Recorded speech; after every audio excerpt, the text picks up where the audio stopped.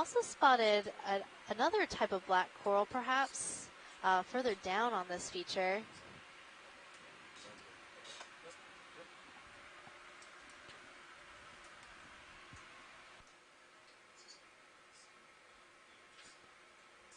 So yet again, an example of when you get next to some really neat rocks, we're going to see a whole bunch of biology.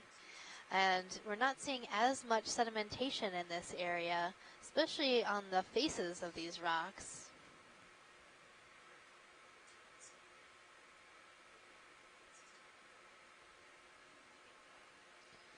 So this type of rough terrain is really great for corals and sponges, and it works really well for habitat for these animals, but it's also a very difficult part of the terrain for our ROV pilots to fly through. So you might be noticing that we're flying a lot more carefully and slowly right now, and that's because we need to really keep track of our vehicles, and with the strong currents that we were seeing this morning, we need to be very careful so as not to get too close to these features and be caught off guard. Absolutely. When we're looking at our navigation map right now, we can see that the contours that separate isobaths, which are the lines of the same depth, are crowded together a lot, which indicates that the terrain is changing pretty dramatically and quickly, which we would expect now that we're approaching the base or the crest of the seamount. And it does tend to be these characteristic abrupt changes of elevation where we tend to see the most interesting things geologically and biologically. And it's these abrupt transitions and the gradients that are characteristic of submarine canyons and seamounts that make us so interested in them and make them so fascinating objects of study to oceanographers of all stripes.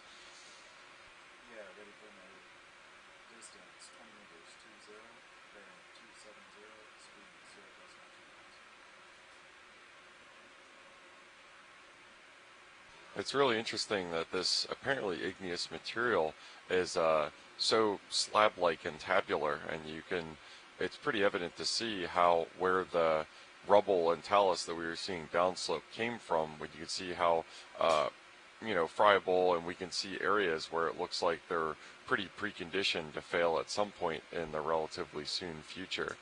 And as to what makes that difference in Pilots, bedding this is and video what makes switching them out. prone to fail in that slab-like matter instead of just chunks, I am entirely clueless on.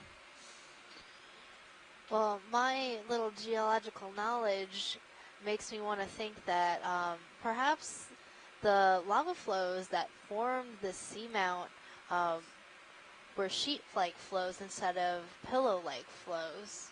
The sheet flows can be relatively flat and they move quickly down slope, and it also has somewhat to do with the viscosity of the lava as it's extruded from the volcano.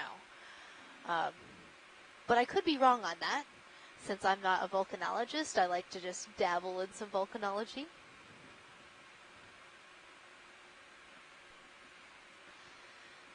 But talking about the things I do know about, we've got some more really cool sponges. We're seeing another one of those vase sponges on the right-hand side, and then a really bright white dema sponge encrusting this rock. It's not flat up to the rock. It's maybe one of those geodid types of dema sponges, and then we're also seeing a number of encrusting sponges, all those really light areas across all the rocks.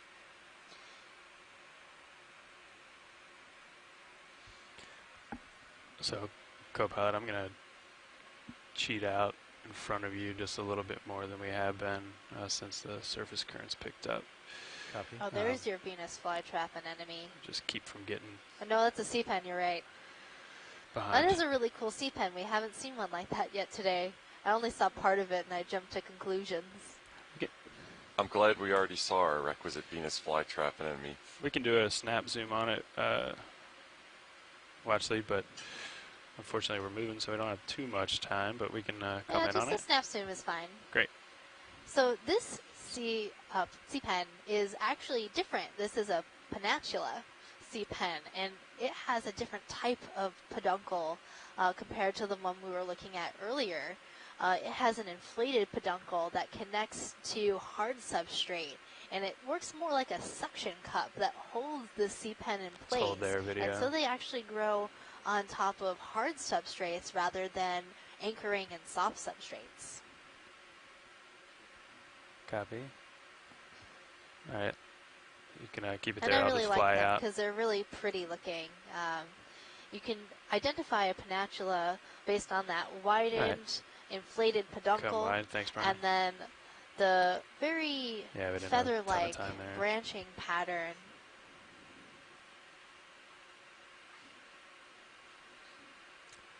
Understood. Thanks.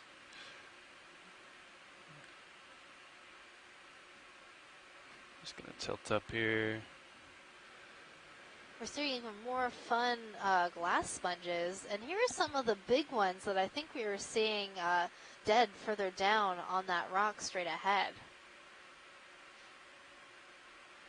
Remember those big dead pieces that were really convoluted and full of sediment? I'm thinking that these sponges might be the live version. And this is another good example of that not horizontal interspersing of carbonate to your right, or limestone, or some calcium carbonate rock, and an igneous to your left that you see that just kind of clues in that this is not the original orientation of these materials as they are deposited or extruded onto the seabed. I'm just loving the texture of these sponges. The sponge tissue is like really convoluted and crenulated, and it's branching almost like a coral at different points, creating a lot of surface area on this sponge. Try to get all three in a line here. I'm not familiar with a sponge that looks like this. It's really cool, and I think it's in the family Farreidae, given how we can start to come in on this first one. I'm going to tilt down. Yeah, it looks like a much larger version of that 3 different sponge conglomerate that we saw earlier in the dive. The little small one that was on top, but this one is much larger, obviously, and it's almost, again, like a fractal sponge where it's kind of complexity upon complexity. Self-similarity you can almost see between its overall body plan and the body plan of the inside of it. Yeah, one way to tell what family this could possibly belong to would be to touch it. If it was really fragile, Farreidae would be a good identification. And if it was more spongy and squishy, it might belong to the Euplectellidae. But I'm thinking, just looking at the framework of the sponge and how delicate let me know when. The leaves are of this structure, Farreidae is definitely my best guess of what family this could belong to. But I'm just really impressed with like the delicate features and how it's actually branching upon branching with this same convoluted like structure. It's a very, very cool sponge. Understood. I would rate it sponge out of 10, Megan. Oh, and there's a fish behind it, a red fish. That's our Archonycops coloratus. It's one of your favorites. It sure is. Those fish, you can see the gill openings as it swam by. Maybe it'll open them again. It can use those gill openings as little jets, just like your favorites, the squid, will just gonna come off eject the wall water here. from their siphons. Those fish can actually press water out their gill openings in order to help them swim better. And what's really cool is that their gill openings are located behind their pectoral fins. Normally on fish you see the gill openings right, we've got a few more the seconds cheek. here, video, and then I want to... Those are pretty cool little critters. Okay. Sure. Oh, and there's a really cool coral we haven't seen yet. This, I believe it's a black coral, the yellow-brown looking coral. I'm only at 55. Understood. Thanks. Can we get a zoom on the little fish to the lower right? Can you repeat your last watch thing? Can we get a zoom on the little fish to the lower right? Lower right. Yeah. Is that the one that just swam by? I think it is. Sure. What's the ship doing now, guys? We're going to try to take a quick zoom on that little, I believe what was that Chaunacops that just swam by. Yeah, so the common names for this fish are coffin fish. I don't really like that name, so I just like to call it my friend. Let's hold there.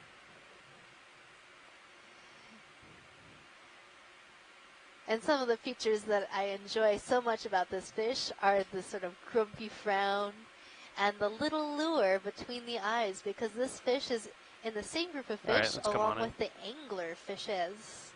So we can use that lure to attract some prey items. I'm a fan of the fins on its underside that look like little legs when it's swimming away.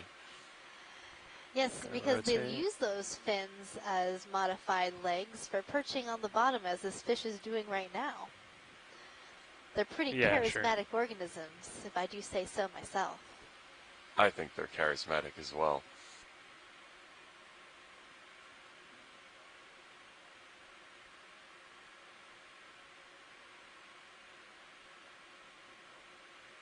Yeah. Okay. So that's a great zoom. You can see that little lure and that grumpy frown. Okay. And the little frog legs. All right, let's come wide video.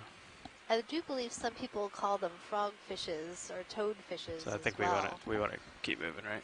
Okay. I can never keep all these common names straight. A lot of people come up with common names to whatever they want to call something, and the same organism may have multiple common names, and depending on where you are and who you're talking to, the common name can change.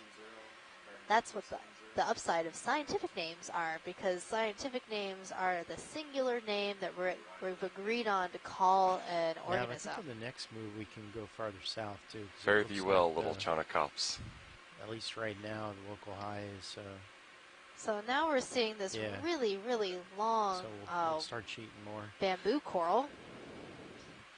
And it looks like it split off into two. So normally when we see these bamboo corals, they're just a singular Brian, we don't have whip. a ton of time but here. Sometimes we can see them sparsely branched, as we do right now, making an interesting Y in the water column. Yeah, I'll center up on it. Yeah, and it looks like it might even have a secondary bifurcation. Nope, that was just the angle on one of its split off ends. And it's not the only really long whip-like bamboo coral. I'm seeing a number of them in this area. Sure. Yeah, they're really kind of eerie, and from a distance, they almost look like cables or fishing gear. Before you zoom in, you see that they're organisms. You've got space to starboard, too. They're pretty cool organisms. And we're not sure why some might split and fork, but some theories suggest that perhaps it was damaged and it started growing at that fork. But most of the time when we see them like this, we're seeing that singular whip. This is a really, really cool area along this ridge. So this lava structure here, right along the edge, you're seeing a lot of animals lined up along that area. And that's pretty common, actually. Almost every dive that we find a feature like this, it's covered in different types of corals and sponges and other animals.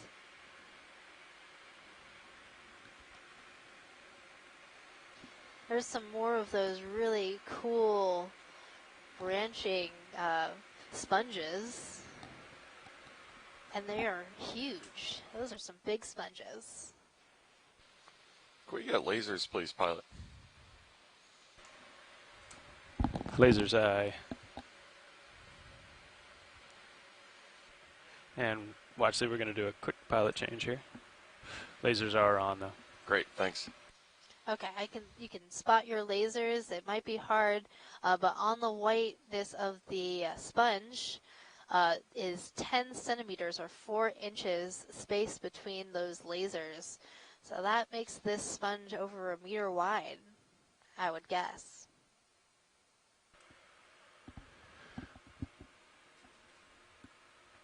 I think since we took over, though, I was seeing a little bit more of a, you can kind of see it in the marine snow, like a downwelling, it seemed like, so.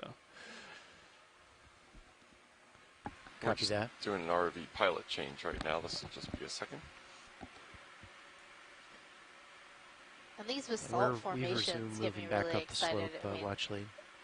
It's just so cool to see these, you know, thick flows and walls, all manganese crusted, covered in really cool sponges.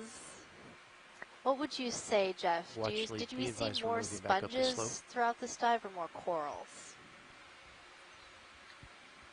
Go ahead, pilot. Sorry about that, watch lead. I just wanted to let you know that we're moving back up the slope. Oh, great. Thanks. No problem. Yeah, I think I would probably say the sponge density has been higher. Definitely for size. Those whip corals that are really distinctive. So should I get on top of this or just keep kind of translating in some up? Locations.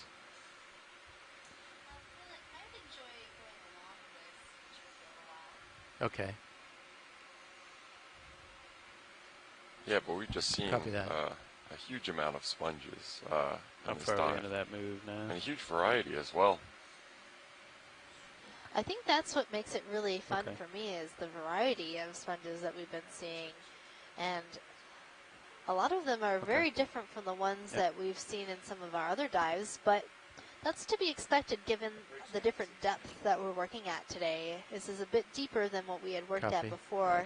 It's a lot colder down here compared to some of our shallower dives. As far as you can, and that makes it hard there. for maybe we can go a little bit more some aspects south, of our like you were ROV saying? to work because the hydraulics aren't working, so we can't collect anything today, but that's okay because collecting this visual data is just as important. Okay, as soon as we get absolutely, past we can learn more about individual organisms or rock samples by collecting them. But by doing these ROV transects, we're covering more ground, and that's something that happens at every scale of science. Almost is whenever you're covering more area, you're compromising detail, and that goes from getting these ROV transects to the seafloor versus the zoomed out version, which is seafloor mapping, or the even further zoomed out version is remote sensing. Look at the surface of the ocean, in which you're collecting data at a global scale, but the individual resolution is compromised. Start moving.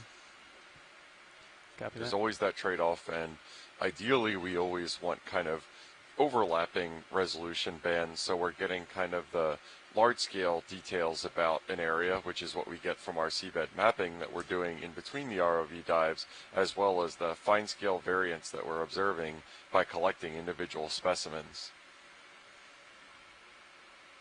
Tilting up, coming up. And it definitely looks like we're seeing a fracture in the face of the rock moving across this area. We saw it at the very end. Now it's becoming mantled and kind of hard to see. Maybe even come towards me a little bit more before that next move.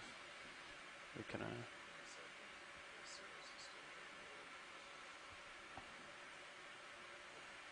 yeah, it was definitely still swinging.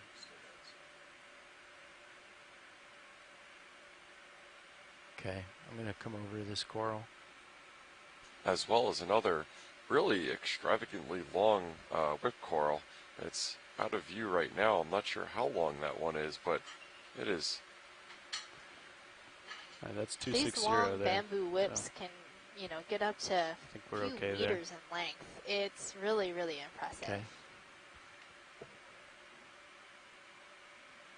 Pretty high up here.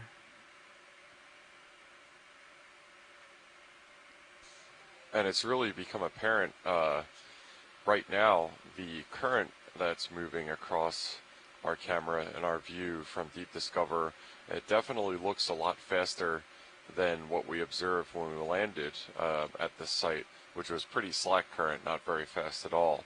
And the trick here when you're trying to assess the water currents in an area is that you can't just be thinking three-dimensionally, you have to be thinking four-dimensionally, because not only does it change and vary based on the location that you're at in 3 dimensions, but it also has a strong time component.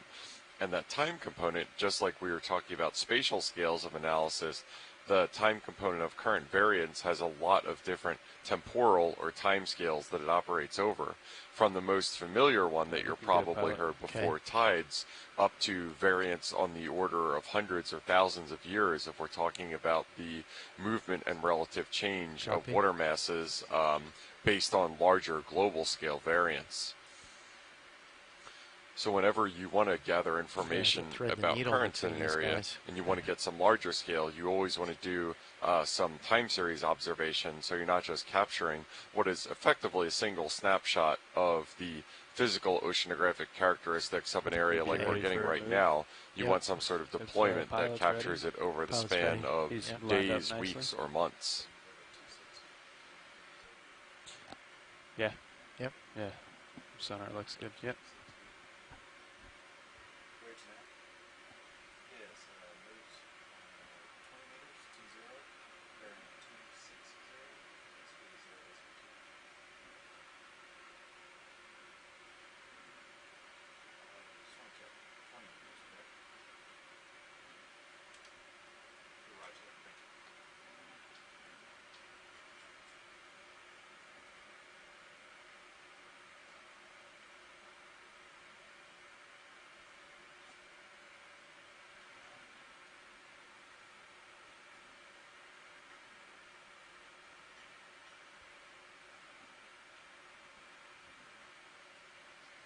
So here's a neat observation from Scott France. He said that we don't usually see these really long whips within canyons, and they tend to be very characteristic of seamounts. So we're seeing a lot of these really long bamboo whips here on Bear Seamount, and in the Pacific, almost every seamount seems to have these really long bamboo whip corals on it. So it seems like the bamboo whip corals are a very seamount-centric organism, and we don't usually see these long bamboos in canyon areas. Yeah, and even though we do see the bamboo corals at way higher densities in some canyons than we're observing right now, for example, we saw a veritable forest of bamboo corals during our first dive in the Goli Marine Protected Area that was really spectacular. The length of each individual organism was 10 or 20 or 30 centimeters tops maybe, instead of these really elongate and curly whip corals that we're seeing right now, whips of bamboo that we're seeing right now. And as I was saying, that I don't think that's a coincidence. Within canyons where the orientation and the shape of them produces relatively frequent flushing of the canyon axis and the canyon floor, and gravity flows down the walls of the canyon, I imagine that being this long and elongate and out there in the current is probably not a successful life plan, and that once they get to a certain length, they end up getting rooted out and move downslope to die once they get over a certain length. That would be my suspicion.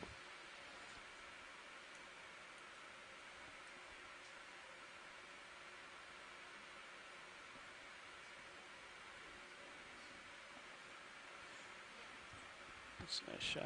Thanks. Pilot, could we get a zoom on the end of this really curly one to the right? The end of the one on the right, the one that's off screen right now? Not off screen, the one middle right. Okay.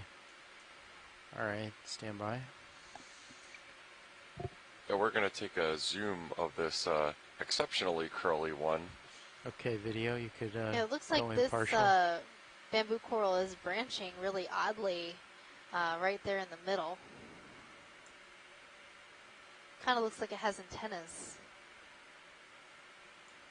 Yeah, and the end of it, it looks like it's formed a couple of loops as well. That's a very wonky growth pattern.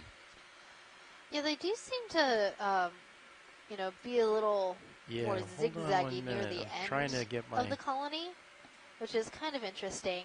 Okay. I've never seen one loop quite this much around itself, but the interesting branching right there at this internode is quite unique.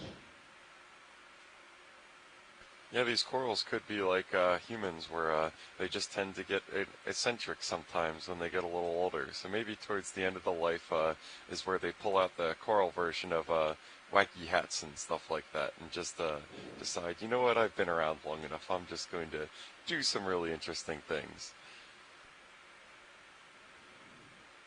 I do like your analogy of wacky hats. So I'm trying to get a look at the polyps here. It looks like they might be all retracted in, and one of the features that we're looking for on these polyps are along the body. There's like these long sclerites that could be informative as to what clade or what species this might belong to. How did that work for you, watch leads, or do you want to? I could try and get a little bit closer. Yeah, if you could look at where the loop crosses over itself. Okay. We want to get a full wide for a moment video. Special zoom of that. How are we doing that move, Nav? Okay. Okay. I think we'll be okay. All right. Okay, I'm going to try and...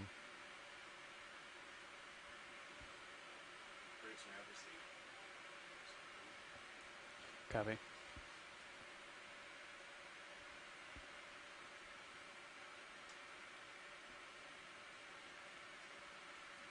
Trying to sit down with my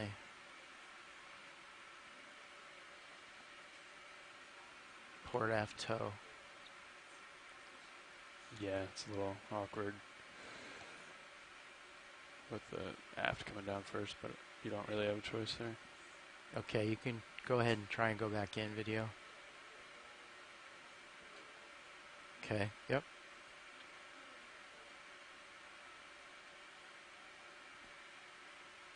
Okay.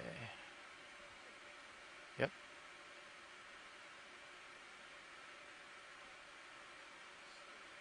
Okay. Yeah, there we go. That's what we're looking at. We're just trying to see whether the loop actually bridges when it goes across. If you could pan a little bit to the lower right, that would be great. Okay.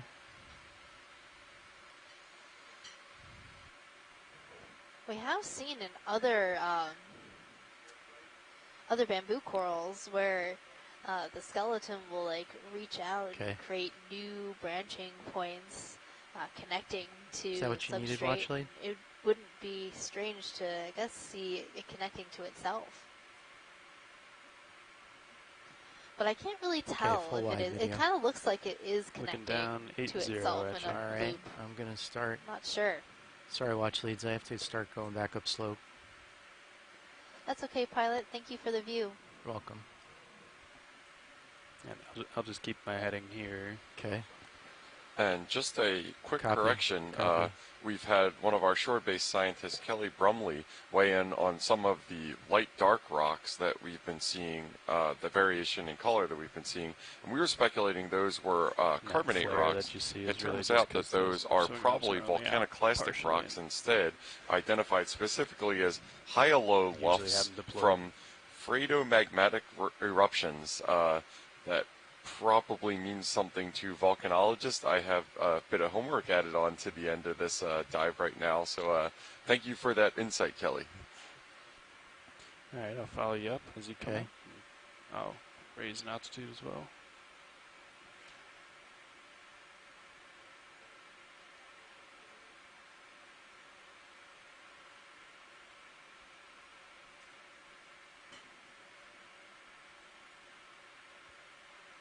Okay, I'm pretty high up right now. I'm going to start coming back closer to the slope.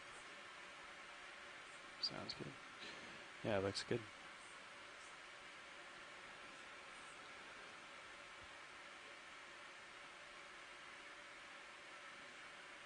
I think Nav, once pilot's comfortable, I'm okay with another move that way. Yeah, and as this works for pilot. rock wall continues, as we move across the steepest contours in our area, so we're kind of crabbing across here to get as much coverage as possible.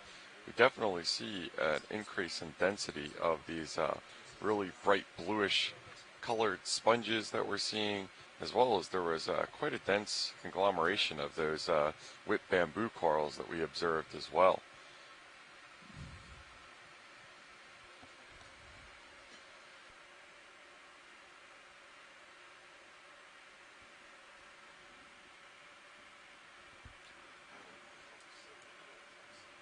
I'm not sure if comping the sonar is what did it or not, but it doesn't seem like we have that same anomaly.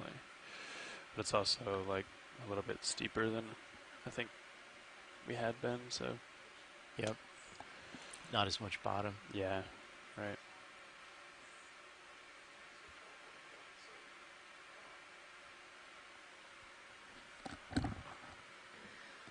There's another one of those really crazy spiky sponges. I'm really liking them. I think those are really neat.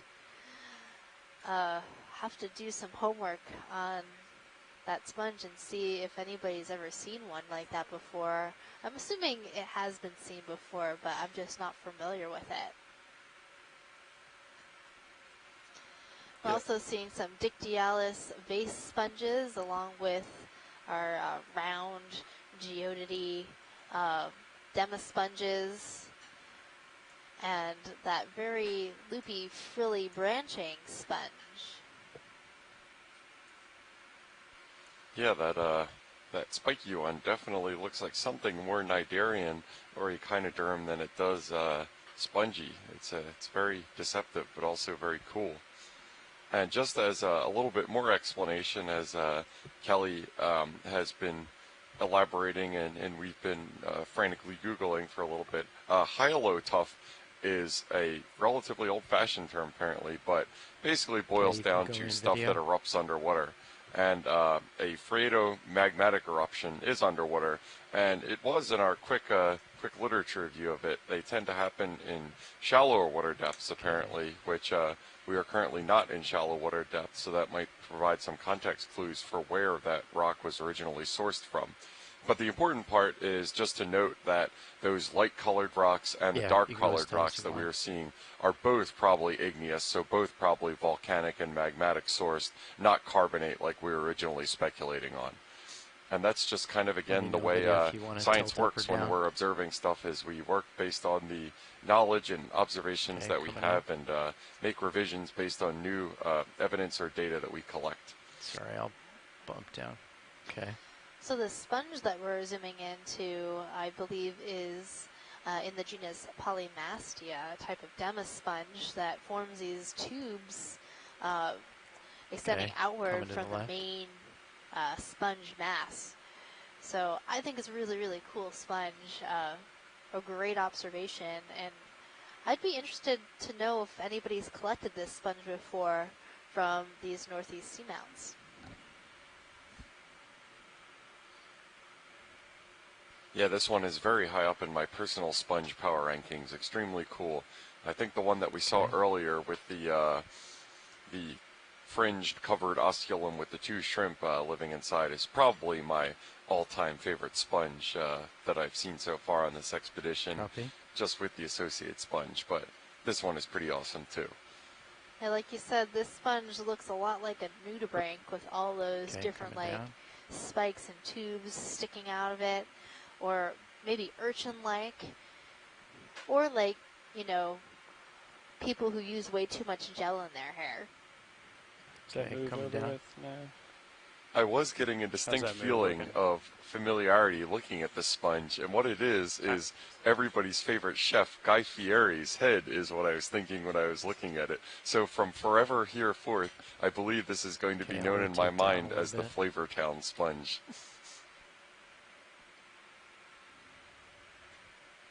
All right, pilot, I'm looking at you 70 degrees. Okay. All right. Full wide video, please, when you're clear.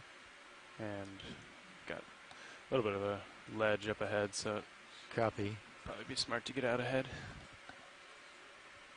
Thank you.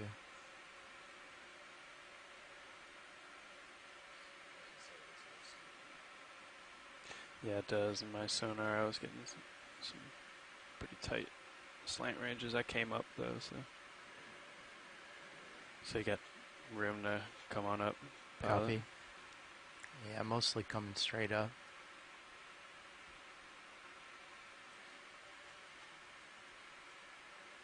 Yeah, looks like it's almost a wall now, huh?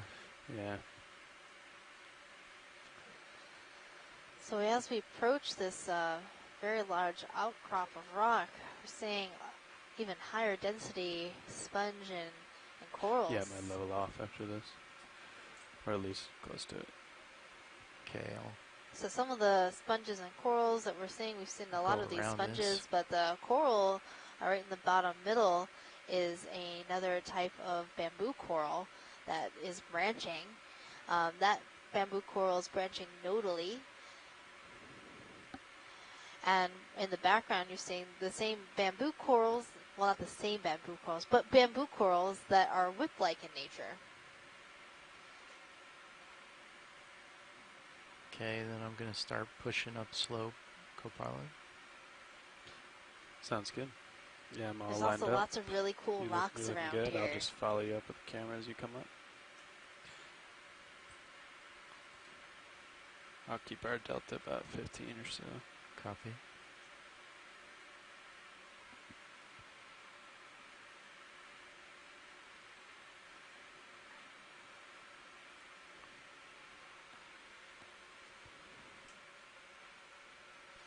Yeah, these are really sheer walls that we're seeing right now along this ridge crest as we're ascending it.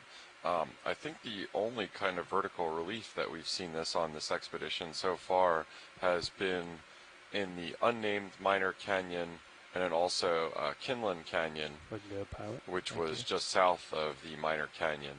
But it should be noted that the substrate that formed these sheer walls couldn't be more different between here and the ones that we were observing before in the canyon. The canyon ones, those appeared to be, they were definitely sedimentary rock, and it appeared to be composed of some sort of mass transport deposit or turbidite sequences, when this is igneous or volcanically extruded material. And Jeff, do you see how round and lobate this rock formation looks like? To me, it looks like it might be a pillow lava flow with these lobes coming off of it. Yeah, it does look really morphologically similar than kind of the slab and tabular material that we were looking at earlier. And it's not unusual to see different morphs of this lava flows, from sheet flows to pillow flows across a mountain face. And what kind of lava flow you're going to see is going to depend a lot on lined up, I think the slope okay for another one. And how fast the lava is being extruded. Copy. Yeah, I would think so. Yeah, temperature is first order control on both igneous rocks as well as metamorphic rocks, which are modified at depth below the subsurface ones before. It's really not too much a consideration of my primary forte, which is sedimentary rocks, which are just generally deposited in some sort of basin, not under any sort of heat or pressure constraints, but they're very important for both of the other general kind of rocks. I think that's okay for now, just for 20 meters, yeah.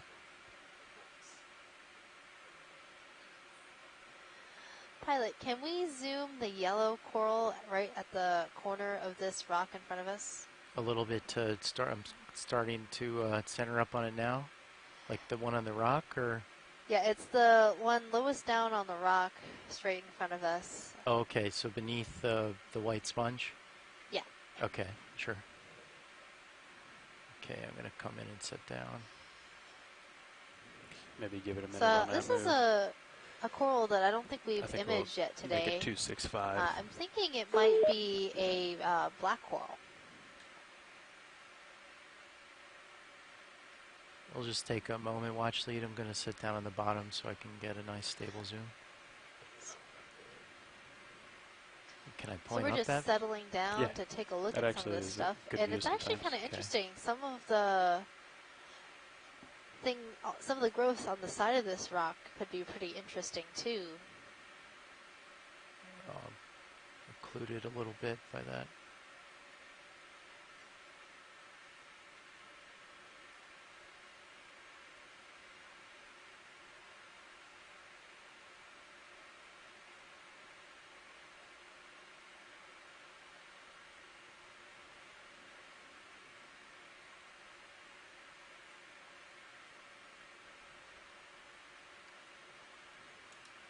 Okay. Okay, you could go on in video. So we are zooming into this black coral, and you can see it has a sort of fan-like shape, but it also has sub-branching, which makes me think it is in the genus Stauropathes. Ready for that, pilot? Yep. Come on. So this is a type of black coral, and named such because the skeleton is actually black, but the scientific name of this group of black corals is Antipatheria, which translates to generally against disease.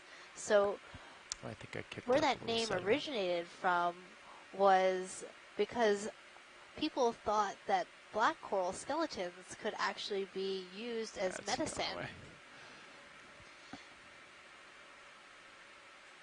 And then behind this Sorry, coral, Lydia. we're seeing a Lost my geodid, footing a little bit. geodia sponge, Gonna a very rotate out. round demasponge.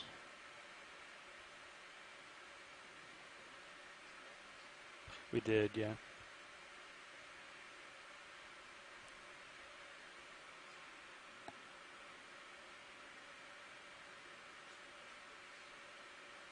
I believe this. And you know what's notable about this coral, Mike, and I'm probably just not looking close enough, but it almost looks like there aren't too many or any associates with this coral, which would definitely be a first in this area. But as we zoom in, I'm probably going to sit corrected. There's almost always some kind of associate. We don't see the snake stars that are prevalent on a lot of them just yet. Not seeing any amphipods or isopods either.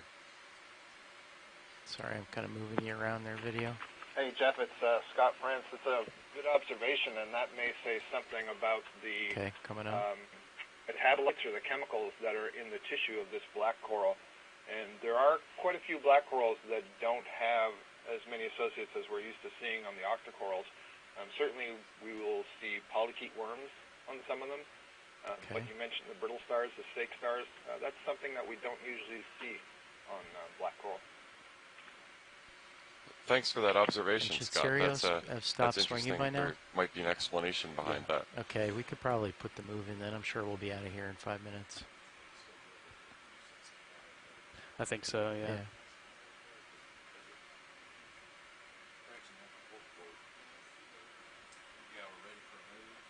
Okay. Sometimes we see squat lobsters on some black corals, but like Scott was saying, I don't remember ever seeing a brittle star wrapped in the branches or a snake star wrapped in the branches of a black coral. And definitely see some of those cup corals to the right on the rock face, as well as that very fancy frilly sponge. It is pretty fancy looking, isn't it? And Megan, Okay. that was a good point about the squat lobsters, those chirostylids. Those are very frequently associated with black coral, and especially some species. Okay, I don't know about I think we got Stauropathes, it. but we see them a lot on All right, thank you, video. Parantipathes out here on the New England Seamounts. So it'd be interesting. Okay, I don't I'm know gonna if pop you've seen over any of those this. today. Those are the sort of bottle brush shaped Keep black going. corals. No, I haven't spotted any of those today, but yeah, it wouldn't surprise me to see them. Right, yeah, so we've certainly seen them out Thanks. here, and they would have they typically have a couple of squat Yeah, lobsters so I think in their branches. what we just saw, that kind of wall, is still off to my starboard. Okay. But, yeah, we're looking good.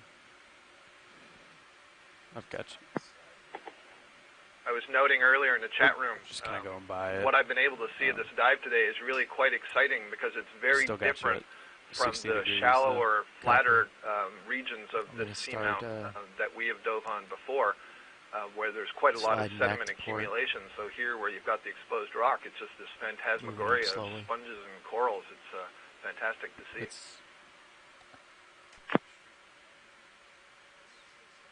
Phantasmagoria is your word of the day.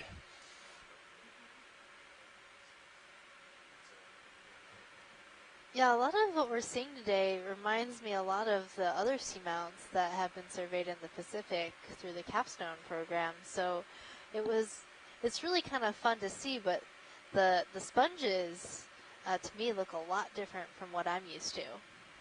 Yeah, and this one particularly is wild.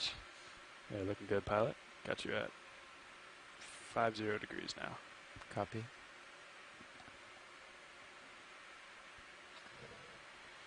Yeah, so this is a type of glass sponge, and it kind of looks like a really fantastical hat. I think from a distance it looks like a vase that's made of wax and is melting. Yeah, it definitely looks like that. I was thinking of the fascinators that you see popular at the Kentucky Derby. How long ago was that move now? Well, that's good. So all three of us see something different, and I just looked up the definition of phantasmagoria, and it's a sequence of real or imaginary images like those seen in a dream, and I think this sponge qualifies. I agree. I definitely would see this sponge in my dreams. Okay, we could go in for a partial in just a moment video.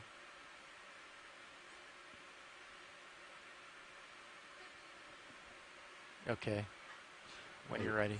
Your forward lights are still on. That's my fault. I never turned them off. I'll leave them for now. Okay. Now this sponge is a really interesting base. I'm thinking that over time, as it's grown, it's like sent out other pieces of sponge to try to keep anchoring it to the rock. Yeah, I think that's a really good observation, Megan. I was going to say something similar. Okay. You can see this in a variety of octocorals as well, certainly some bamboo corals where the calcium carbonate holdfast also looks like wax dripping down a candle. And I would totally agree with you. As this thing gets bigger, it needs a wider base to stabilize it. Try to go a little and so slower. maybe it's putting out broader feet. I suppose the alternative is just that the edges are dying.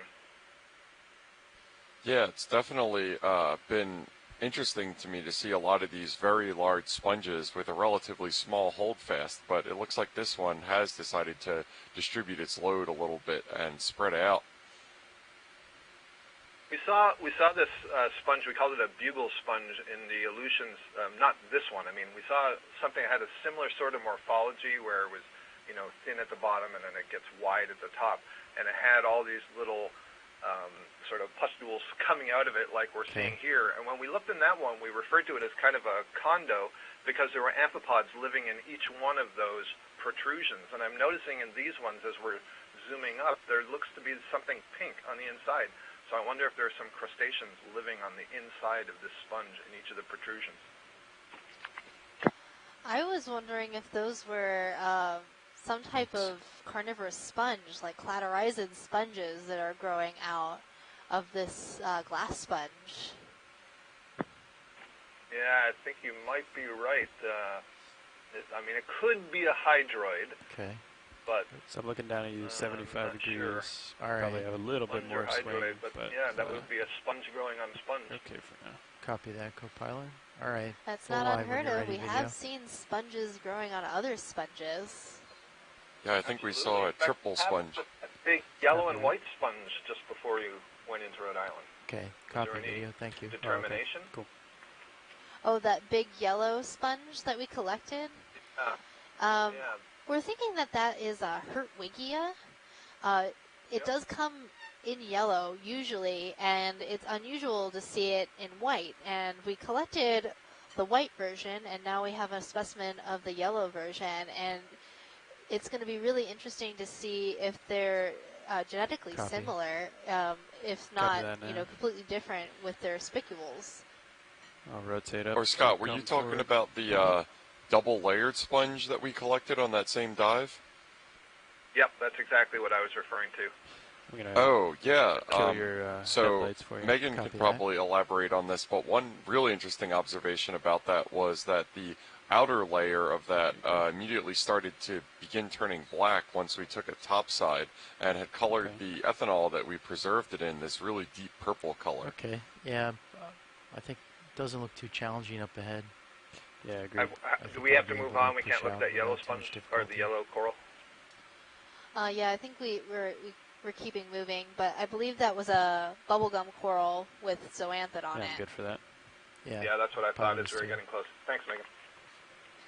Yeah, that big sponge that we were looking at might be in the family Tritodictidae, but it's not. I think we could do 30 meters. I'm up pretty high. A sponge that I've ever seen before with those sort of dripping, waxy like shapes.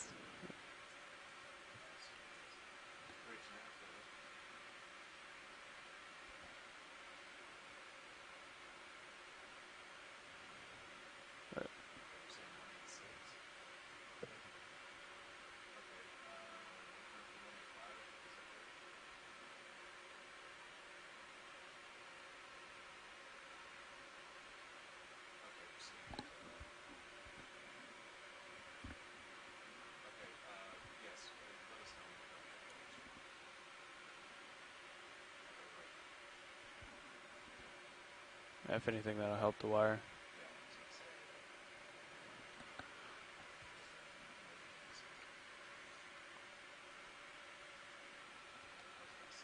Yeah, this has definitely been more of a spongier dive than it has been a coralline one. The sponge density and variety has been really neat. For sure, and we've seen so many different kinds of sponges and different kinds of shapes, and it was really interesting to see all the different associations the other animals made with the different types of sponges. We've been seeing a lot of brittle stars growing on those vase-like sponges, and small squat lobsters hanging out in other areas.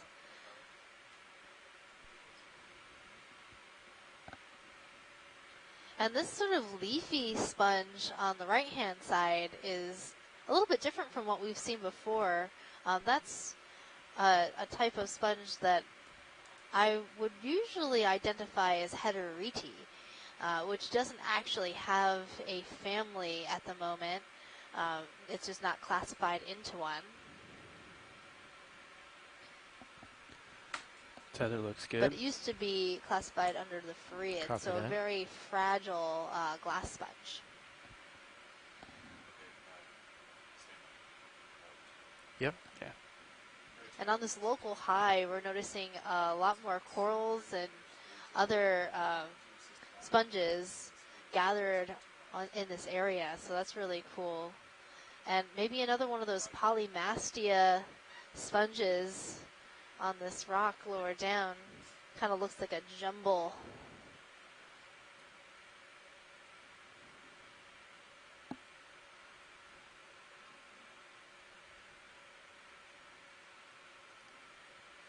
I'm sorry, I feel like I'm more full of questions right now than answers with what these different sponges are. Pilot, can we take a snap zoom of this sponge that's on the bottom of the screen right now? Bottom center? Yes. Copy that.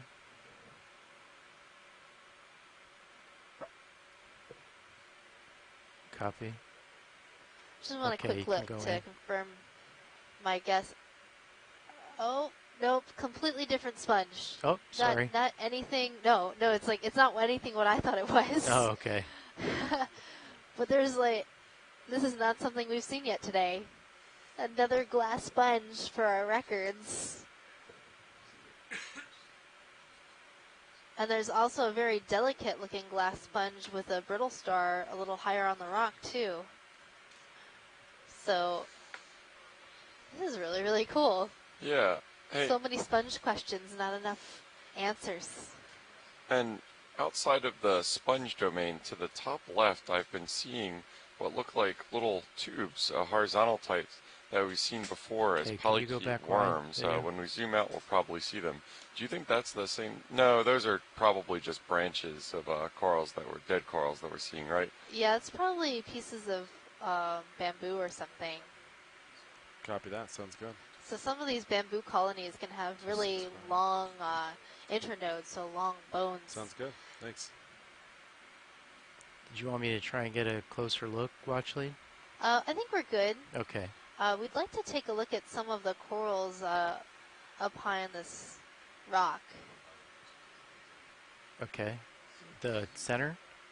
Or which yeah, rock? If we zoom out and look up, I think there was a nice big colony we wanted to look at. Okay. We're full wide, right, video? Okay. Okay, I'm gonna tilt up.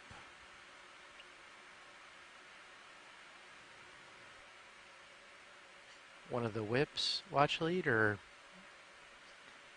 port or starboard? I thought I saw a coral, but maybe it was just that sponge. Okay. There are some really large sponges around here. But maybe we can take a look at this whip coral on the left. Copy. Right where it branches. Yeah, we're taking a look at another one that looks like it's forming a loop. Hard to get a three-dimensional idea of it floating in the water column. It's probably not doubling back and connecting on itself. It certainly looks that way, but it's probably just okay, I'm going to line up a little bit better first.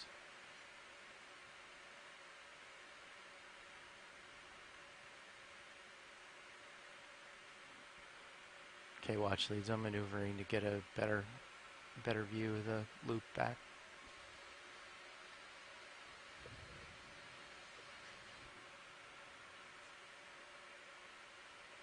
So this yellow sponge, the lemon yellow one, is one of the sponges that we collected earlier in this expedition. And it's likely a Hertwiggia. And then this coral that we're looking at is a bamboo coral with a bunch of crinoids on it. And it looks like there's been some damage to this coral. Yeah, there's areas where the skeleton is bare and there isn't any polyps, and that's where these crinoids are hanging out.